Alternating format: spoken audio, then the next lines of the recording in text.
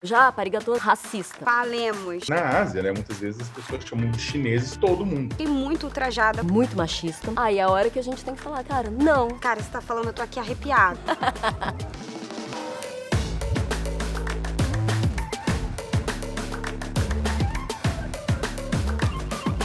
Racializar pessoas é colar narrativas a cores de pele. Existem racialidades que podem ser fatais, como acontece muito com a população preta, parda e indígena. Mas com a população amarela, também há discriminações latentes que precisamos falar a respeito. Quando a gente cola na pessoa amarela por ter sua origem asiática a Covid-19, estamos agindo de forma discriminatória. Não dá para achar que toda pessoa amarela tem origem no mesmo lugar, chamar todo amarelo de japa, China ou qualquer coisa semelhante. E isso também é uma forma de ser reducionista e racista. Precisamos parar de discriminar pessoas amarelas e de reduzir suas trajetórias, raças e etnias. Lian, você é maravilhosa. Obrigada pelo nosso bate-papo aqui hoje. Bom, tenho pesquisado muito sobre a questão da autodeclaração racial no Brasil, né? Você sabe que para muitos pode gerar muitas dúvidas como se autodeclarar. A gente ouve das pessoas todo tipo de autodeclaração. Eu queria ouvir um pouquinho de você, eu que acompanho os seus vídeos na internet, né? Vejo você falando muito sobre pautas super importantes, pautas estruturais como machismo, racismo. Você fala sobre tanta coisa legal. Como é que você se autodeclara, Lian? Hoje eu me declaro amarela, mas isso é muito recente. Eu levei muito tempo para me entender como amarela, apesar de a minha mãe e o meu pai serem chineses. Eu sou brasileira, mas filha de chineses. E durante muito tempo eu me declarei como parda. E eu olhava para mim e falava, bom, minha pele acho que é parda, né? E me declarava como parda mesmo tendo total consciência de que eu sou filha de chineses, porque eu não me entendia como amarela, eu não me identificava. Muita gente, muitos colegas, apesar de terem um rosto marcadamente oriental, não se sentem à vontade de se declarar no IBGE, em pesquisas, como amarelo, mas também não se declara como branco, né? Então, muitas vezes, acaba se declarando como pardo. Aí você coloca o seguinte, isso acaba distorcendo, sim, isso acaba distorcendo as declarações, o que mostra que talvez o próprio censo, dentro de um tempo, deveria pensar melhor, e isso considerando, inclusive, que uma parte significativa da nossa sociedade é feita por descendentes de orientais. Ser vista como estrangeira no seu próprio país pode parecer absurdo, Uhum. mesmo sendo uma mulher preta, num país onde você tem uma maioria negra, mas a maioria negra do Brasil é parda, né? Então tem a pele mais clara. E às vezes rola essa coisa de eu vou num hotel, num restaurante, e as pessoas falam, Hi, how are you? Como é que isso acontece com você, essa coisa de ser estrangeira no próprio país, como você mesma colocou? Assim, o tempo inteiro eu sou vista como uma pessoa de fora. Eu fui criada em Goiânia, nasci em Goiânia, fui criada lá e era sempre vista como uma pessoa de fora. Vim morar no Rio de Janeiro, continuo sendo a pessoa de fora. Começo a conversar com as pessoas falam, nossa, mas o seu português é ótimo. Nossa. Eu falo, sabe, tipo, eu sou brasileira. E as pessoas não conseguem compreender que eu sou brasileira, porque as pessoas não conseguem compreender que o Brasil tem muitas caras, que o Brasil tem muitas cores. É o que você fala. A gente cresceu acreditando, imagina que a gente cresceu acreditando que o Brasil é branco, porque as pessoas até pouco tempo atrás, na televisão, na mídia, eram todas brancas. E também sobre essa questão da representatividade, a gente percebeu que logo no início ali, quando começou a Covid-19, né, o coronavírus, tinha um ódio contra amarelos muito forte, né, praticamente associando o vírus à China. Como é que você se sentiu nesse momento? Achei que eu mesma fiz um texto na época, eu fiquei muito ultrajada com tudo que estava acontecendo. Doenças que surgem em países brancos, considerados brancos, são doenças.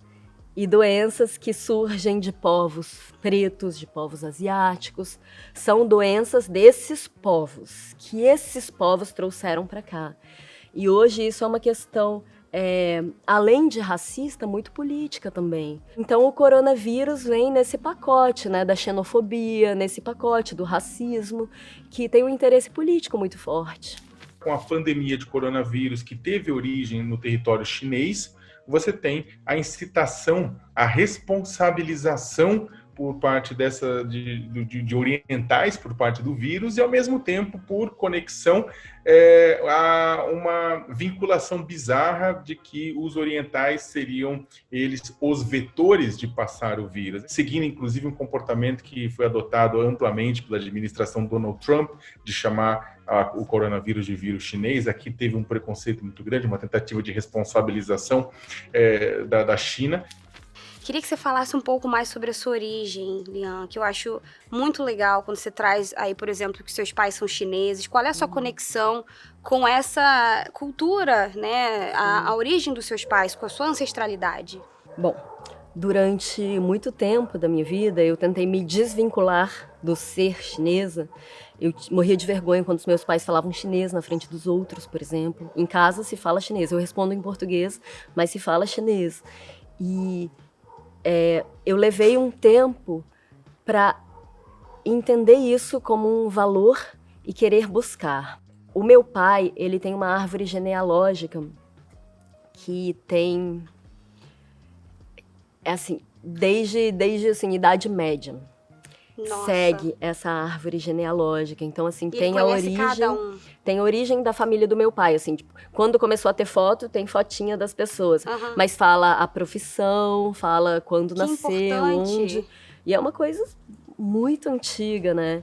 Quando você fala sobre essa busca, né, ancestral, fala sobre seus pais, enfim, eu não tenho essa mesma possibilidade de mapear os meus ancestrais, né, por conta até do histórico da escravização no Brasil. Eu fiz uma tentativa de resgatar ali alguns nomes, mas só consegui chegar na minha tataravó, no máximo, né? Então, eu acho que aí mora uma diferença das diferentes origens que o Brasil tem, né? E a gente fala ainda muito pouco sobre isso. Esse racismo que a gente vive também contra os amarelos no Brasil. Como é que a gente luta contra isso, né? Sobretudo quando a gente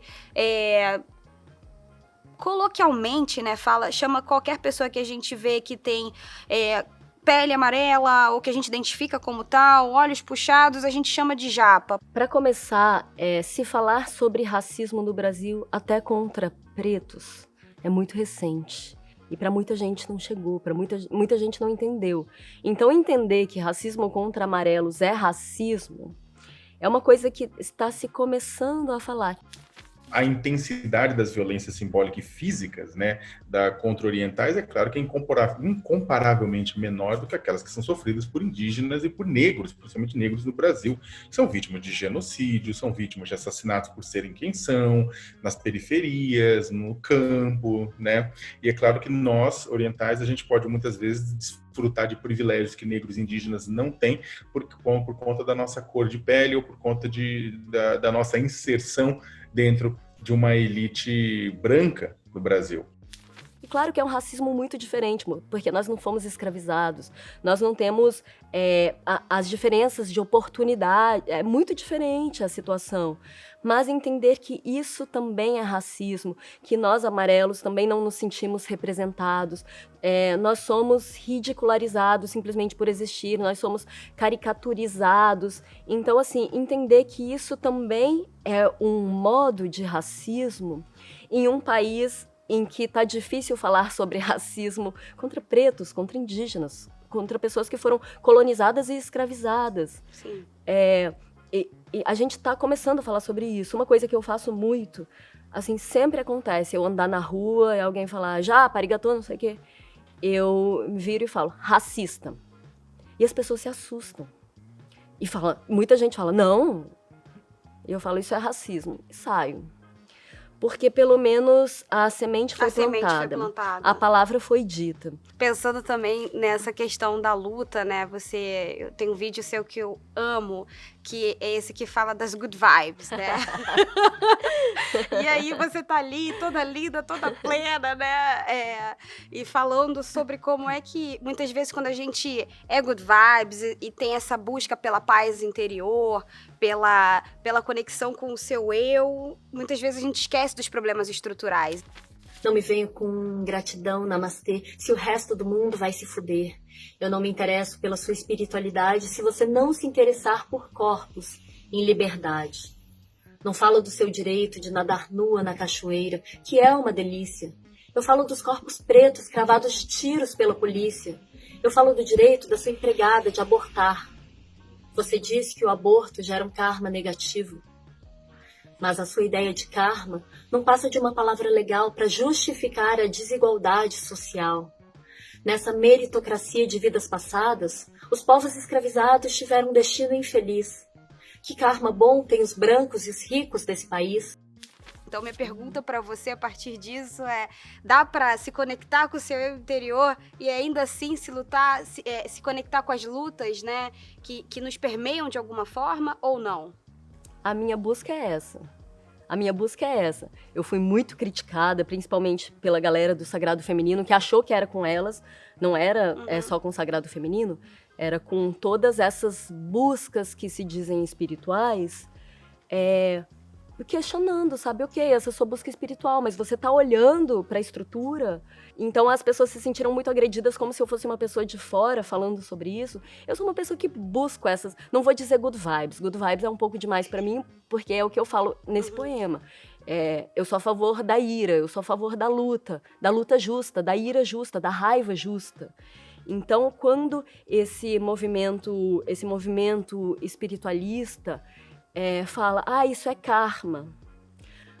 Tudo é uma ilusão. Não se incomode com a fome no mundo, não se incomode com racismo, com machismo, com genocídios, porque tudo no mundo é uma ilusão. E a hora que a gente tem que falar, cara, não, sabe? Que busca que é essa? Sabe, que sagrado é esse em que você acredita, em que o espírito é tão separado da matéria que a gente não possa olhar para o outro, porque o sagrado para mim é isso. É entender que nós somos parte de uma coisa só. O que você acha, assim, especialmente sobre a fetichização dos corpos? Você falou um pouco sobre esse papel das mulheres, né, amarelas brasileiras serem chamadas somente para determinados papéis. Isso no caso das mulheres amarelas. No caso dos homens, há também um estereótipo muito forte, né? O homem amarelo, pinto pequeno, coisas que a gente reproduz nos nossos discursos que parecem engraçadas, mas não são. A gente objetifica esses corpos. Como a gente quebra esse discurso? Olha, essa questão do pinto pequeno, por exemplo, não só é racista, quanto é muito machista e quanto é desconhecedor do sexo. Porque tamanho de pinto não faz diferença nenhuma. E até mesmo com a própria contraposição do homem negro, que também é objetificado como o homem do pinto grande. E aí a gente objetifica os corpos e o corpo branco permanece ali. Exatamente. Como neutro. Existe esse posicionamento, esse desvio que se coloca de toda uma característica também da mulher oriental como submissa. E aí, quando é quebrada essa ideia de submissão, ou é quebrada determinadas características físicas que esperam-se delas, né, nesse sentido, elas há casos de agressão, há casos inclusive de violência simbólica ou violência física. Eu acho que a gente precisa cada vez mais falar sobre isso, e dentro desse aspecto ainda do corpo, tem algumas outras coisas também para te perguntar. Quando as pessoas olham para pessoas amarelas e também colocam num padrão de super inteligência, né? Então, você é mais inteligente, ou você sabe números e etc. Sim. Você já passou por isso? Você já viu isso? Muito. Tem uma coisa de... Tanto é que tem uma frase que se divulgava por aí, que é assim, quer passar no vestibular, quer entrar no vestibular, mate um amarelo, mate um japonês, uma coisa Jura? assim. Tinha uma coisa que... Eu lembro que quando eu era... Na minha época de escola, e num período que eu ainda era bem nova, sabe? Devia ter, 7, 8 anos. Eu lembro que eu comecei a ser rebelde na escola, e eu fui rebelde durante quase toda a minha vida escolar, porque eu queria me desvincular desse estereótipo de oriental CDF. E aqui, para terminar, eu queria saber de você como é que a gente, como toda a sociedade, pode se engajar, obviamente, na luta antirracista. E eu acho que você mesma coloca na sua fala que existem diversos tipos de racismo, mas há racismos que são letais, né? Como o que acontece no Brasil em relação à população negra, né? Que morre a cada 23 minutos, sobretudo jovens. Mas também há racismos contra populações amarelas. Como é que a gente pode se unir e trocar mais sobre as diferentes pautas antirracistas dentro dessa perspectiva mais ampla? Eu acredito muito nessa luta da comunicação. Muito. Tem que lutar na cultura, a gente tem que lutar na educação, a gente tem que ocupar os espaços e a gente tem que a gente tem que lutar por espaço na mídia e a gente tem que falar e falar e falar, né? Eu amei falar com você. Ah, também. Muito obrigada. Obrigada pelo mesmo, convite. Lian. Você é maravilhosa. Eu aprendi muito, de verdade, assim, tô aqui encantada, obviamente, já seguia e me deleitava com tudo que você fala, e poder fazer isso ao vivo, ainda melhor. Obrigada mesmo. Muito obrigada. Obrigada pelo convite.